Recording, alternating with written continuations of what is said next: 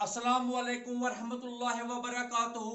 Dear students, आज हमारा जो टॉपिक है it is from ray optics of class 12th में जो टॉपिक एक आता है that is the lens makers formula. Very important topic है। ऑलमोस्ट हर साल ये टॉपिक जो है ये क्वेश्चन जो है ये आपके बोर्ड एग्जाम में पूछा जाता है। That is the derive lens makers formula. Okay, तो पहले हम समझते हैं what is this lens makers formula और उसके बाद हम इस फार्मूला को जो है डिराइव करेंगे। ठीक, अब हमारे पास यहाँ पे एक लेंस है, फॉर एग्जाम्पल हमने लिए यहाँ पे कन्वेक्स लेंस। ये जो कन्वेक्स लेंस है इसका अपना जो रिफ्रैक्टिव इंडेक्स है it is n2। What is n2? n2 is the refractive index of this lens. और n1 जो है n1 is the refractive index of the medium जिसमें कि हमने इस लेंस को रखा है। ओके, और f जो है f is the focal length of this lens. f क्या है? f is the focal length of this lens. अब आपको पता है एक लेंस जो होती है स्फेरिकल लेंस जो होती है इसके दो रेडियस ऑफ कर्वेचर होते हैं। एक को हम रिप्रेजेंट करेंगे बाय r1 और दूसरे को रिप्रेजेंट करेंगे बाय r2। ठीक, तो ये फॉर्मूला जो है बेसिकली वो इस तरह से है कि 1/f it is equal to n21। इसको हम क्या कहते हैं? Relative refractive index of second medium with respect to first medium. ठीक है ना, तो it is basically relative refractive index of lens with respect to medium जिसमें हमने इस लेंस को रखा है -1 into 1 divided by r1 minus 1 divided by r2। So this is our lens makers formula. f क्या है? Focal length. n21 जो होता है जो जो क्या है? डेफिनेशन किसकी? रिलेटिव रिफ्रैक्टिव इंडेक्स की। ये किसके बराबर होता है? It is n2 by n1। और यहां पे n2 क्या है? रिफ्रैक्टिव इंडेक्स ऑफ लेंस और n1 क्या है? Refractive index of medium. r1 is the radius of curvature of first surface, यानी कि ये वाली सरफेस जो है इसका रेडियस ऑफ कर्वेचर, और r2 is the radius of curvature of the second surface जो कि ये वाली सरफेस है। ठीक है, सो this is the lens makers formula. Now why it is called lens makers formula? Because the manufacturers of the lens they use this formula to design lens of a particular focal length। वो जो जिनको design करना होता है एक lens को वो इसी फॉर्मूला का यूज करते हैं उस लेंस को डिजाइन करने के लिए। ठीक, now we will derive this formula। ठीक, अब देखिए ये फॉर्मूला डिजाइन करने से पहले हम कुछ एजम्पशंस लेते हैं। वी मेक सम एजम्पशंस, और आपको वहां पे लिखना भी पड़ता है और वहां पे क्वेश्चन आएगा आपको derive lens makers formula also write the assumptions to derive this formula. तो क्या क्या एजम्पशंस हम लेते हैं? हम ये मानते हैं जो हमारा ऑब्जेक्ट है O, it is A point object which lies on this principal axis। ये ना हमारी principal axis। So हम क्या मानते हैं? पहला जो हमारी assumption होती है O is a point object is a point object which lies on the principal axis। पहली बात। नंबर सेकंड जो हमारी assumption होगी aperture of the lens is small। Aperture of the lens is small. और तीसरी जो बात होगी, तीसरी जो एजम्पशन होगी, जितने भी एंगल यहां पे बनेंगे वो स्मॉल होंगे। All the angles are small. जितने भी एंगल होंगे, चाहे वो एंगल ऑफ इंसिडेंस है, एंगल ऑफ रिफ्रैक्शन है, या यहाँ का अल्फा है, यहाँ का बीटा, मैं भी समझाऊंगा ये एंगल्स क्या है, लेकिन जितने भी एंगल बनेंगे वो सारे के सारे एंगल क्या होंगे? वो स्मॉल होंगे। So we make three assumptions. Number first, object is a point object which lies on the principal axis। Number second, aperture of lens is small, and number third, we have all the angles are small। ठीक, सो यह हमने assumptions पहले ही लिख के रखेंगे और उसके बाद हम अपनी डिराइवेशन जो है वो स्टार्ट करेंगे। अब जरा इस डायग्राम को समझते हैं। यहां पे हमारे पास एक लेंस है, देखिए आप, ये एक लेंस है कन्वेक्स लेंस जिसके दो सरफेसेस हैं, स्फेरिकल सरफेसेस हैं। पहली वाली क्या है? x p1 और y, और इसके अपोजिट जो दूसरी सरफेस है it is x p2y। Principal axis हमारी ये है। ओ हमारे पास एक पॉइंट ऑब्जेक्ट है O जो कहां पे लाइक कर रहा है? On the principal axis. अब इस पॉइंट ऑब्जेक्ट O से डिफरेंट रेज ऑफ लाइट निकलेगी। एक रे ऑफ लाइट जो हमारी है वो तो स्ट्रेट जाएगी अलोंग द प्रिंसिपल एक्सिस, और एक और रे ऑफ लाइट हमने ली है OA। आप देखिए OA। ठीक, ये स्ट्राइक करेगी हमारी पहली सरफेस को, the ray OA strike is the first refracting surface that is xp1y at A। ये कहां पे स्ट्राइक करेगी? A पे। अब देखिए यहां पे दो सरफेसेस है ना, तो पहले ये कहां पे स्ट्राइक करेगी, ए पे। अब जो ही ये ए पे स्ट्राइक करेगी, अभी तक ये किस मीडियम से जा रही थी, medium having refractive index n1, outside जो मीडियम है इसका रिफ्रैक्टिव इंडेक्स क्या है, n1। अब ये यहां पे पहुंचेगी, इसके बाद ये जाएगी दूसरे मीडियम में। अब मीडियम चेंज हो गया, अब मीडियम चेंज हो गया। So now it is going from, अगर हमने आउटसाइड माना है रेयर मीडियम और ये ग्लास है, ठीक है ना, तो इट इज डेंसर मीडियम, इसका जो रिफ्रैक्टिव इंडेक्स है वो क्या ज्यादा है, n2 is greater than n1, so obviously this ray of light now it will bend towards the normal। ये जो मैंने दिखाया यहाँ पे, ये c1 ये n1, ये रिप्रेजेंट करता है normal at the first surface. ये क्या रिप्रेजेंट करेगा, normal at the first surface. So ray OA जो है ये आफ्टर एंटरिंग दिस, ये जो ही स्ट्राइक करेगी कहां पे, इस सरफेस पे xp1y पे, तो ये बेंड हो जाएगी towards the normal. Now it will go along the path a, और यहां पे मैं लिखता हूं b। ये किस डायरेक्शन में ट्रैवल करेगी, ab, अलोंग ab। और कहां तक आएगी ये कहां तक आएगी, b तक ये बिल्कुल स्ट्रेट आएगी, ठीक। अब देखिए अगर हम, अभी मैंने सेकंड रिफ्रैक्शन नहीं दिखाई है, क्योंकि लेंस इस तरह से होती है, दो बार रिफ्रैक्शन होगी, एक यहां पे, एक जब ये रे ऑफ लाइट एंटर होगी इस लेंस में, और दूसरा जब ये रे ऑफ लाइट जो है ये बाहर आ जाएगी, व्हेन इट कम्स आउट। अगर ये सेकंड सरफेस नहीं होती, in the absence of the second surface, ये जो रे ऑफ लाइट है कौन सी, AB, ये तो सीधा इसी डायरेक्शन में ट्रैवल करती, सीधा इसी डायरेक्शन में ट्रैवल करती, और कहां तक आती, ये स्ट्राइक करती हमारी किसको, पहली वाली रे को, जो कि पास कर रही है अलोंग द प्रिंसिपल एक्सिस, कहां पे, I1 पे, कहां पे, I1 पे। In the absence of the second refracting surface, this रे of light will travel along the path AB and it will strike the first ray at I1। कहां पे, I1, तो I1 क्या बन जाता है, image. so I1 is the image formed by the first refracting surface, formed by the first refracting surface। तो हमें क्या है, basically to derive this formula, हमें अलग अलग दो बार रिफ्रैक्शन को कंसीडर करना है। First we will consider refraction at the first surface and then we will consider the refraction at the second surface. अभी तक मैंने खाली जो भी डायग्राम बनाई है, ठीक है ना, जो भी रेज डाली है, जो भी नॉर्मल हमारे पास है, it is only for the first surface. दूसरी सरफेस का मैंने ना नॉर्मल डाला है ना उसके लिए रे अभी दिखाई है। पहले आप यहां तक, ताकि कंफ्यूजन ना हो, ठीक है ना, पहले आप ये वीडियो को पॉज करेंगे, आप ये डायग्राम यहां तक बनाएंगे और उसके बाद हम आगे डेरिवेशन स्टार्ट करेंगे, okay.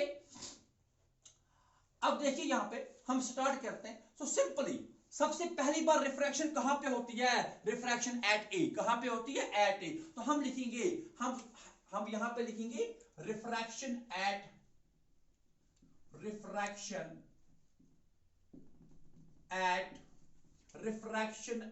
Surface, refraction at surface, कौन सी सरफेस है, पहली वाली सरफेस, x p1 और y, पहली सरफेस ये वाली x p1 y, यहां की रिफ्रैक्शन को हम पहले समझेंगे। अच्छा, तो हम अप्लाई करेंगे Snell's लॉ एट a। हमें पता है ना law of refraction, n1 sin I is equal to n2 sin R, जो आपने पढ़ा है, ठीक है ना। तो हम लिखेंगे अप्लाइंग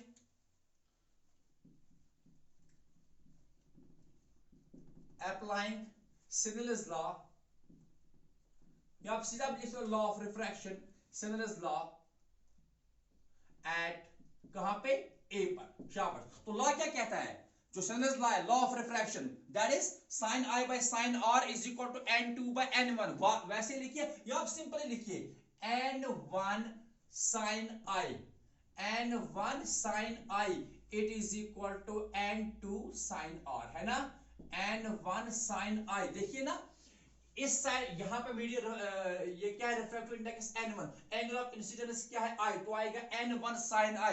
और ये रे ऑफ लाइट किस में जाती है, दूसरे मीडियम में, उसका रिफ्रैक्टिव इंडेक्स क्या है, n2, और एंगल ऑफ रिफ्रैक्शन क्या हो जाता है, R, तो आएगा n1 sin I is equal to n2 sin R। ये सिंपली हमने क्या यूज किया, Snell's लॉ ऑफ रिफ्रैक्शन, ठीक।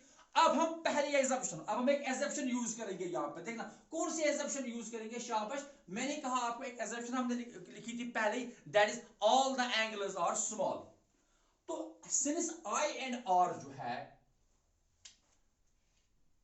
फॉर मैं ऐसा लिखता हूं कि I एंड R जो होंगे ये क्या है, R स्मॉल, क्योंकि हमने पहली एजम्पशन ली है कि एंगल जो भी है वो स्मॉल है, और स्मॉल थीटा के लिए साइन थीटा किसके बराबर हो जाता है, स्मॉल थीटा के लिए साइन थीटा किसके बराबर हो जाता है, थीटा के बराबर है। तो since I and R are small and for small theta sin theta किसके बराबर है, थीटा के बराबर, so therefore we can write n1। अब हम sin I नहीं लिखेंगे, हम सिंपली I लिखेंगे, ठीक है ना। स्मॉल थीटा के लिए साइन थीटा क्या हो जाता है, थीटा के ही बराबर, सो n1I इट इज इक्वल, यहां पे क्या हो जाएगा फिर n2 और R, n1I is equal to n2R। keep this equation number 1, इसको क्या लिखेंगे आप, इक्वेशन नंबर 1। n1I is, हमने स्टार्ट कहां से किया, n1 sin I is equal to n2 sin R। तो सिंस I and R जो है वो स्मॉल है, और स्मॉल थीटा के लिए साइन थीटा क्या हो जाता है, थीटा के बराबर, इसका मतलब है n1I is equal to n2R। Okay, अब यहां देखिए, अब हमारे पास क्या, यहां पे I है और यहां पे R है। हम मानेंगे कि लेट अल्फा, ये हमारे पास अल्फा है, लेट अल्फा ये किसका एंगल बन रहा है, जो कि इंसिडेंट रे बनाती है एंगल किसके साथ, प्रिंसिपल एक्सिस के साथ। ये अल्फा है जो हमारी रिफ्रैक्टेड रे है पहली सरफेस के लिए, देखिए ना, पहली सरफेस के लिए रिफ्रैक्टेड रे कौन सी है, ये वाली, ये जो एंगल बनाएगी with the principal axis it is beta. और पहली सरफेस के लिए नॉर्मल जो है C1N1, इसका जो एंगल है इट इज गामा, इसका जो एंगल है वो क्या है, गामा। तो आप लिखेंगे let alpha gamma beta and gamma और the angle is made by incident ray, refracted ray and normal with the principal axis, ये एंगल्स हैं, ठीक। अब देखिए यहां पे हमारे पास दो ट्रायंगल्स हैं, एक ट्रायंगल ये बन रही है, यहां पे A, यहां पे O और यहां पे C1, ये वाली ट्रायंगल, इस वाली को साइड में छोड़िए, ये जो आपको दिख रही है O, A और C1, ये एक ट्रायंगल बन रही है। चलिए इस पार्ट को मैं यहां अलग से बना सकता हूं। यहां देखिए, ये हमारे पास प्रिंसिपल एक्सिस है, यहां पे हमारे पास इंसिडेंट रे चली गई, और यहां से हमारे पास आता है नॉर्मल, ये ठीक, ये एंगल क्या है, अल्फा, ये एंगल क्या है, ये एंगल है गामा, और ये बाहर वाला एंगल क्या है, इट इज आई। देखिए ना, यहाँ का एंगल क्या है, आई, ये क्या है अल्फा, और ये क्या है गामा, OAC1, ये ट्रायंगल है हमारे पास, ये C1 है, ये O है और ये A है। अब देखिए ट्रायंगल की एक प्रॉपर्टी होती है कि जो इसका एक्सटर्नल एंगल होता है it is equal to sum of internal opposite angles. ये I जो है ये एक्सटर्नल एंगल है, इंटरनल अपोजिट एंगल्स I के लिए क्या क्या है, अल्फा और गामा। सो हम ये कह सकते हैं from triangle OAC1, from triangle OAC1 आप लिखेंगे from triangle OAC1 I is equal to alpha plus gamma. तो हमें क्या मिल गया, I जो है I is equal to alpha plus gamma, I किसके बराबर आ गया, I is equal to alpha plus gamma, ये तो I की बात हो गई। और यहां से देखेंगे आप दूसरा, अब दूसरी ट्रायंगल लेंगे, अब दूसरी ट्रायंगल कौन सी लेंगे, वो हम लेंगे ये वाली ट्रायंगल C1A और I1, ये वाली ट्रायंगल, यहां C1, यहां A और यहां I1। अब C1 पे एंगल जो है वो गामा है, लेकिन ये एक्सटर्नल एंगल है, A पे जो एंगल है ये R है, I1 पे जो एंगल है ये बीटा है। तो हम ये लिखेंगे साथ ही में also gamma is equal to R plus beta, also gamma is equal to R plus beta. अब देखिए एक्सटर्नल एंगल क्या है, C पे वो गामा है, A पे जो एक एंगल है वो क्या है R, I1 पे जो एंगल है वो क्या है beta. So gamma is equal to R plus beta. तो यहां से R का वैल्यू क्या मिला हमें, R is equal to gamma minus beta. देखिए I is equal to alpha plus gamma और R is equal to gamma minus beta, ठीक, समझ आ रहा है, ओके। अब हम क्या करेंगे, देखना हम क्या करेंगे, वी विल ड्रॉप AM, ये वाला यहां से perpendicular, we will drop AM, ये हम M रखेंगे, ये वाला पॉइंट। सो हम क्या करेंगे, drop AM perpendicular on principal axis. तो हम AM को क्या करेंगे, perpendicular on principal axis, okay. AM को क्या करेंगे, परपेंडिकुलर ऑन प्रिंसिपल एक्सिस। तब देखिए यहां पे tan अल्फा, अगर यह परपेंडिकुलर हमने ड्रॉप किया तो हम लिख सकते हैं, शाबाश। तो tan अल्फा किसके बराबर आएगा, वेरी गुड। यहां से देखिए tan अल्फा शाबाश। टेन का मतलब परपेंडिकुलर बाय बेस, तो यहां पे ये ट्रायंगल बन जाती है ना ओ एम ए, तो यहां के लिए परपेंडिकुलर क्या आ गया ए एम, परपेंडिकुलर क्या आ गया ए एम, और डिवाइड किससे हो गया, बेस क्या हो गई इसकी एम ओ। शाबाश, ये क्या आ गया, ये आ गया आपका tan alpha A M by M O. Similarly अगर आप देखोगे टेन बीटा, टेन बीटा, चलिए तो टेन बीटा के लिए भी परपेंडिकुलर तो यही है, इट इज ए एम, और डिवाइड बाय आएगा एम आई वन। आप देखिए चूंकि बीटा यहां पे है तो इसके लिए क्या बेस क्या आएगी एम आई वन। और इसी तरह से आप देखिए टेन ऑफ गामा, शाबाश, टेन गामा, तो गामा के लिए क्या आएगा ए एम और डिवाइड बाय आएगा M C one, A M और डिवाइड क्या आ गया एम सी वन। ठीक, हमें पहले क्या मिला I is equal to alpha plus gamma, ये पहले एक इक्वेशन और दूसरी इक्वेशन में R का वैल्यू क्या है, R is equal to gamma minus beta. फिर हमने क्या किया, drop A M perpendicular on the principal axis, तो आपको टेन अल्फा किसके बराबर आ गया A M by M O, tan beta किसके बराबर आ गया A M by M I one, और टेन गामा किसके बराबर आ गया A M by M C one. Now using, अब देखिए यहां पे क्योंकि हमने ऑलरेडी एज्यूम किया कि जितने भी एंगल हैं वो स्मॉल हैं, और स्मॉल एंगल के लिए हम किसी भी एंगल को रिप्लेस कर सकते हैं by its tangent. So we can write alpha is equal to tan alpha, beta is equal to tan beta, and gamma is equal to tan gamma, क्योंकि एंगल स्मॉल है, एंगल क्या है angle small है, तो for small theta tan theta is also equal to theta. ठीक है ना, तो इसलिए हम रिप्लेस कर सकते हैं किसी भी एंगल को बाय इट्स टेंजेंट। ठीक है ना, अल्फा के बदले टेन अल्फा, बीटा के बदले टेन बीटा, गामा के बदले tan gamma. So we can write तो हमारी पहली इक्वेशन क्या थी n1 sin i, sorry n1i is equal to n2r। ठीक है ना, तो हम यहां पे आप लिखेंगे, अब देखना यहां पे हमें क्या आएगा, मैं यहां पे लिखता हूं i किसके बराबर है, i is equal to alpha plus, देखना आप इसको एक बार पॉज करके यहां तक लिखेंगे,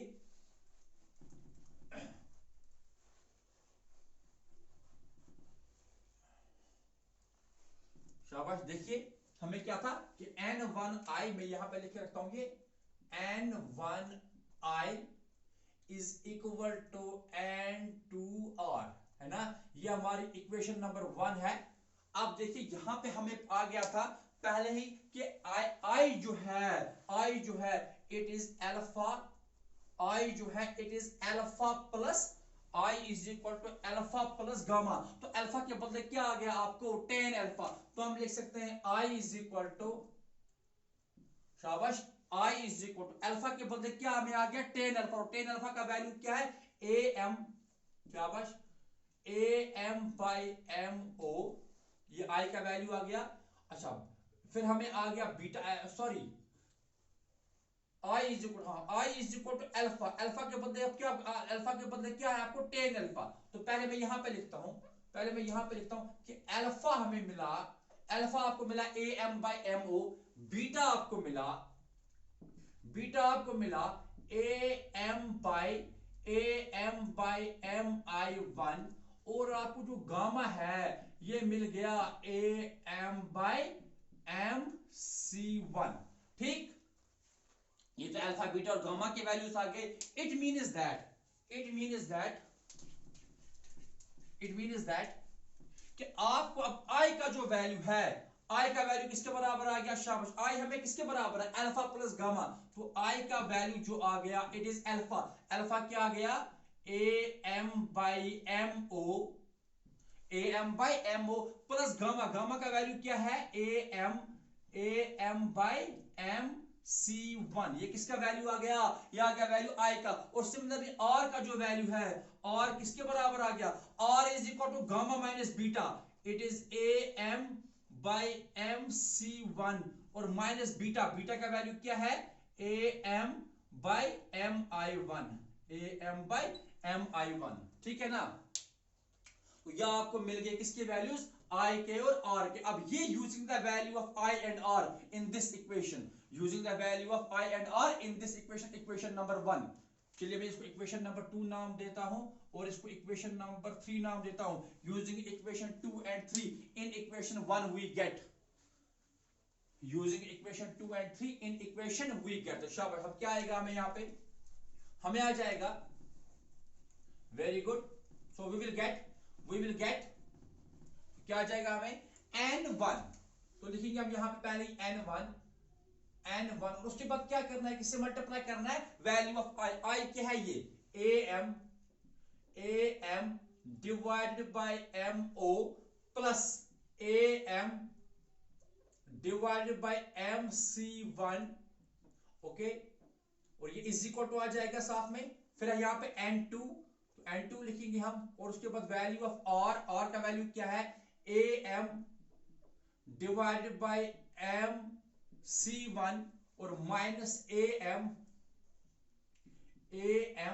डिवाइडेड बाय mi1, ओके, ठीक है।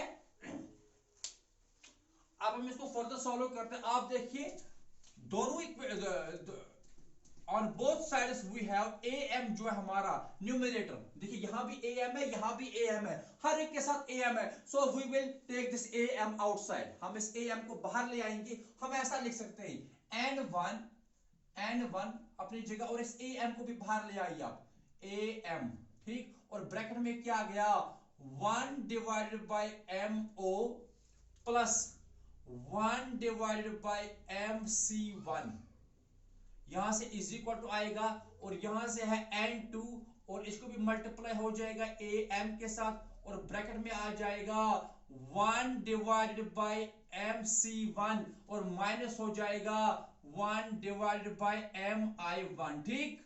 अब ये am और ये वाला am जो है ये कैंसिल हो गए, बोथ साइड्स पे क्या है, हमें am और am तो कैंसिल कर लिया, अब क्या करेंगे, इस वाले साइड को n1 से मल्टीप्लाई करेंगे, तो n1 से मल्टीप्लाई करेंगे, हमें क्या मिला, n1 डिवाइडेड बाय mo, है ना, इस वाले साइड को n1 से मल्टीप्लाई करेंगे तो हमें आएगा n1 into 1 क्या हो गया n1, तो n1 divided by mo plus हो जाएगा n1 डिवाइडेड बाय mc1, देखिए n1 डिवाइडेड बाय mc1, और यहां क्या हो जाएगा, इस साइड को n2 से मल्टीप्लाई हो जाएगा, तो यह आएगा n2 डिवाइडेड बाय हो जाएगा mc1, है ना, n2 डिवाइडेड बाय mc1 और माइनस हो जाएगा n2 डिवाइडेड बाय mi1, ठीक। अब क्या करेंगे हम, ये mc1 और ये mc1 इसको राइट साइड पे ले आएंगे और वहां पे उसको लेफ्ट साइड पे शिफ्ट करेंगे, सो वी कैन राइट, देखना आप यहां पे हम लिखेंगे n1 डिवाइडेड बाय mo और इस n2 डिवाइडेड बाय mi1 को यहां शिफ्ट करेंगे तो पॉजिटिव बन जाएगा यहां आके, सो it will be n2 divided by mi1, ठीक, इट इज इक्वल टू, यहां अपना क्या है n2 डिवाइडेड बाय mc1 और ये प्लस है तो यहां शिफ्ट होके माइनस बन गया n1 डिवाइडेड बाय mc1, ठीक है। अब हम लिख सकते हैं, देखिए n1 डिवाइडेड बाय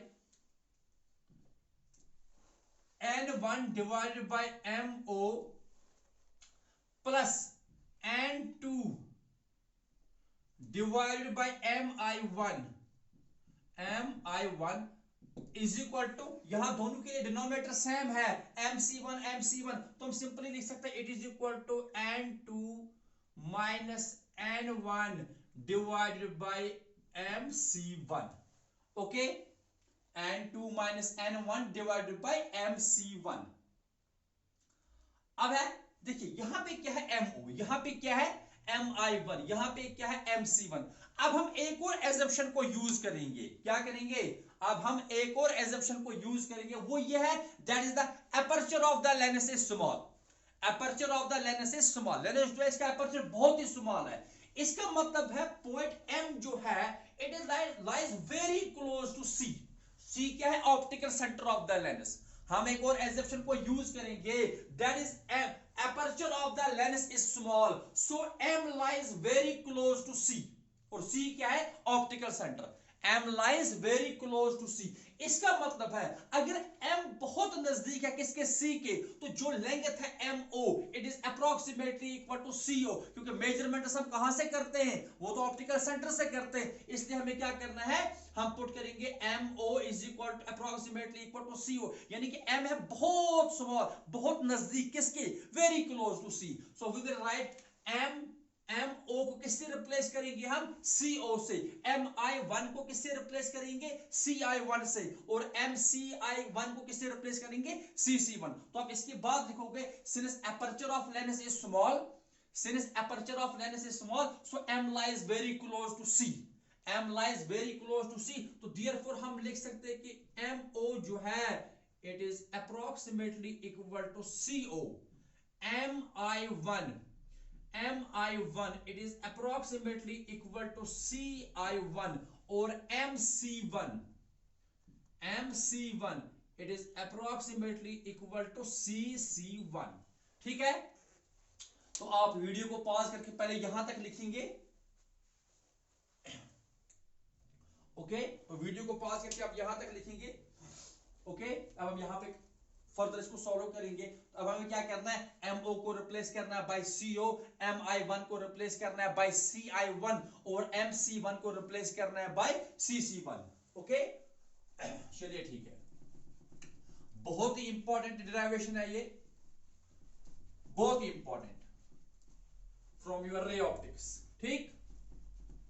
अच्छा, तो अब हम लिख सकते हैं, so therefore we can write now N1, देखिए now we can write N1 divided by MO के बदले क्या लिखेंगे, CO, MO के बदले क्या लिखेंगे, CO प्लस N2 शाबाश, N2 डिवाइडेड बाय MI1 के बदले क्या लिखेंगे, CI1, क्या लिखेंगे, CI1 इज इक्वल टू हो जाएगा N2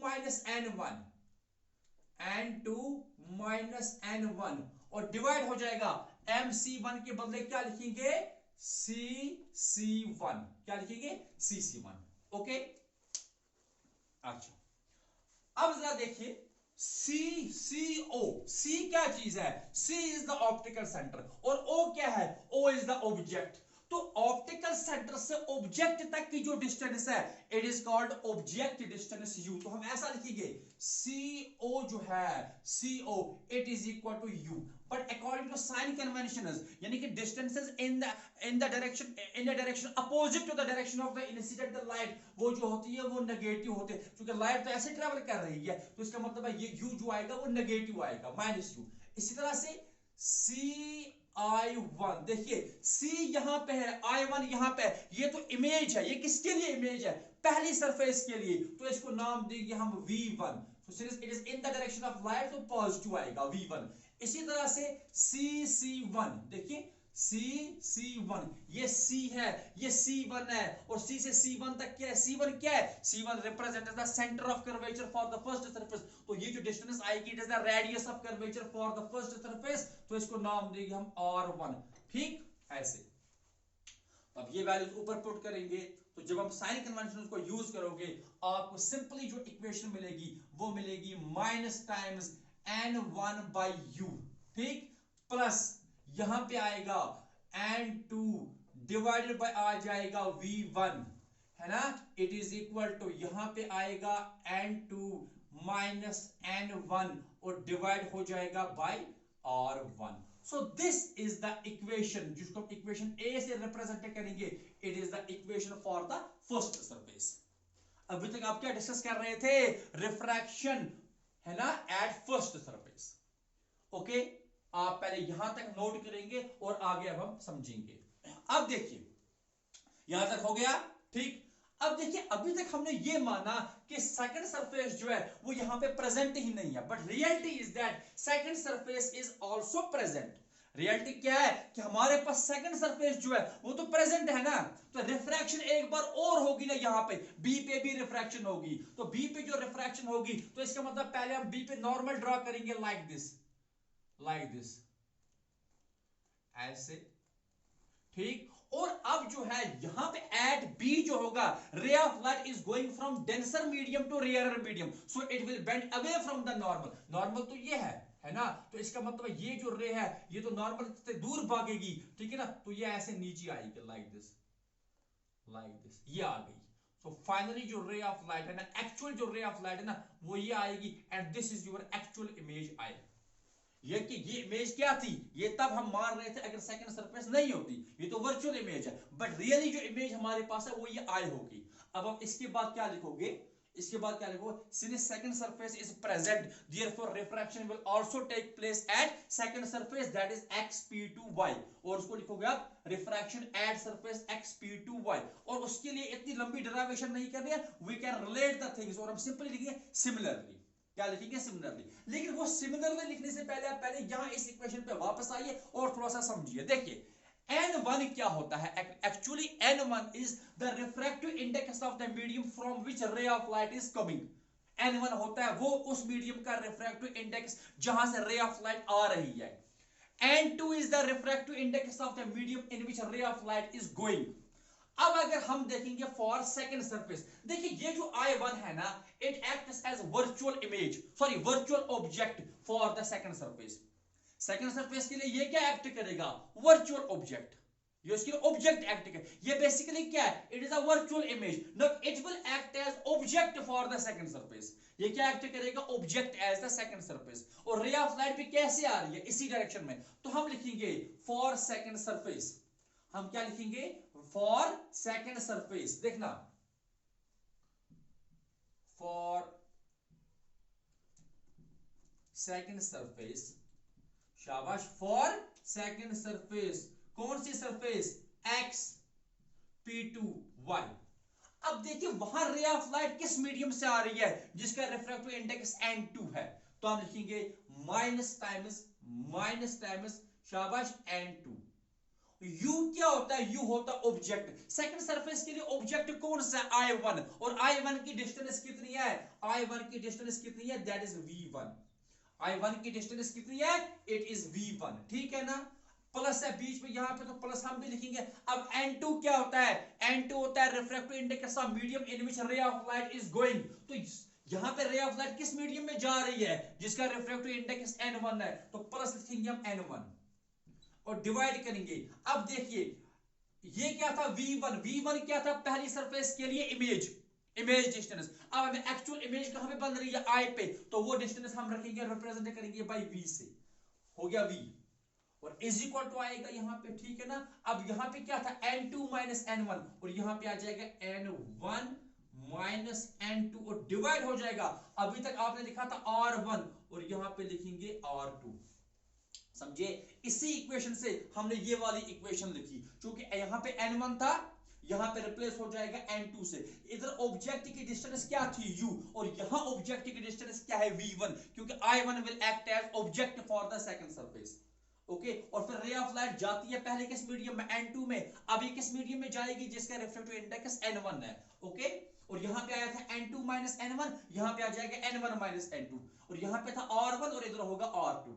अब हम क्या करेंगे, अब हम थोड़ा सा इसको देखिए, इधर भी n2 माइनस n1 है ना, इधर भी हम लाएंगे इसको n2 माइनस n1, तो हम ऐसा लिखेंगे, देखना हम ऐसा लिखेंगे कि minus n2 by v1 plus n1 by v is equal to, अब हम इसको बनाएंगे n2 माइनस n1, तो बनेगा क्या, बेसिकली ये माइनस टाइम्स हो जाएगा, माइनस टाइम्स हो जाएगा n2 माइनस n1 और डिवाइड हो जाएगा r2। सो इस इक्वेशन को आप नाम देंगे इक्वेशन बी, क्या नाम देंगे, equation B.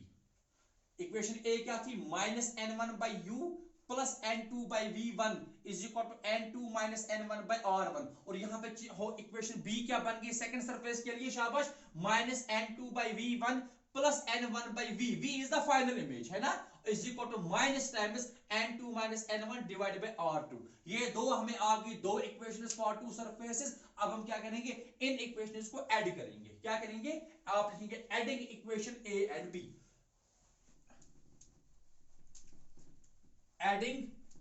adding equation a and b we get, adding equation a and b we get। देखिए जब आप इनको ऐड करोगे ना, चलिए मैं यहां पे लिखता हूं, इक्वेशन a का लेफ्ट हैंड साइड क्या है, it is minus n1 by u plus n2 by v1, इसको ऐड हो जाएगा इक्वेशन बी का लेफ्ट हैंड साइड, तो ऐड हो गई तो माइनस आ गई, तो यहां पे आ जाएगा माइनस n2 बाई v1 और प्लस हो जाएगा n1 बाई v। ठीक, अब इज इक्वल टू रखेंगे हम, शाबाश, तो यहां पे लिखेंगे हम साथ में इसको इज इक्वल टू, अब देखिए दोनों के साथ क्या था, दोनों के साथ क्या है, n2 माइनस n1, चलिए हम ऐसा लिखेंगे, इट इज इक्वल टू, पहले लिखेंगे हम n2 minus n1 divided by r1, फिर बीच में यहां माइनस है तो हम माइनस ही लिखेंगे, n2 माइनस n1 और डिवाइड बाई लिखेंगे r2। ओके, अब हम इसको फर्दर सॉल्व करेंगे। ठीक, चलिए अब यहां पे क्या हो जाएगा, प्लस n2 बाई v1 और minus n2 by v1 cancel हो गया, तो वहां पे क्या बच गया, हमें आ गया minus times n1 by u plus n1 by v, it is equal to, तो इधर क्या है, n2 माइनस n1, इसके साथ भी है इसके साथ भी है, हम ये कॉमन लेंगे, n2 माइनस n1 कॉमन रखेंगे, तो ब्रैकेट में आ गया 1 बाई r1 और माइनस है 1 by r2।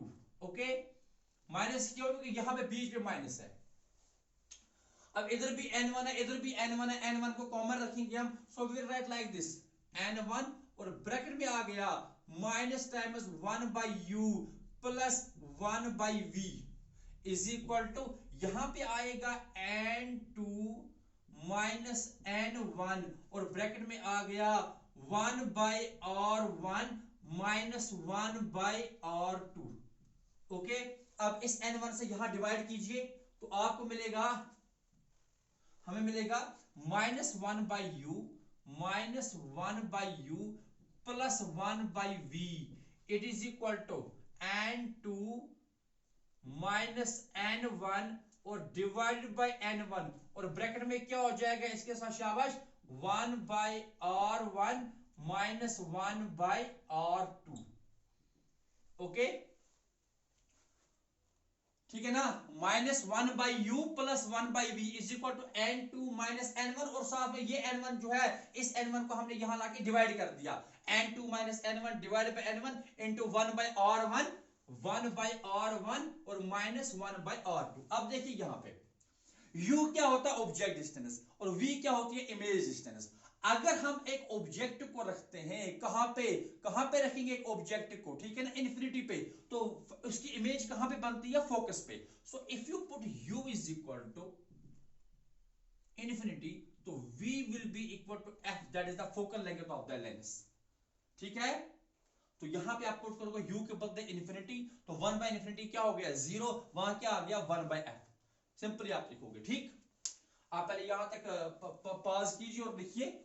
So put u equal to, since when an object is placed at infinity, its image is formed at the focal length। तो हमें क्या करना है, u को पुट करना है इन्फिनिटी, तो v को रिप्लेस करना है बाय f, तो हमें मिलेगा देखना, हमें आ जाएगा क्या, अब हमें मिलेगी इक्वेशन, यानी कि एक हो गया 1 बाय इन्फिनिटी, वो तो 0 ही हो गया, तो सिंपली हम लिखेंगे 1 बाय f, क्या लिखेंगे, 1 by f, 1 by f, it is equal to, now it is equal to, अब यहां पे क्या आएगा, देखिए n2 बाई n1, पहले मैं लिखता हूं ऐसे, n2 by n1 minus n1 by n1, है ना, और ब्रैकेट में क्या आ गया, 1 by r1 minus 1 by r2।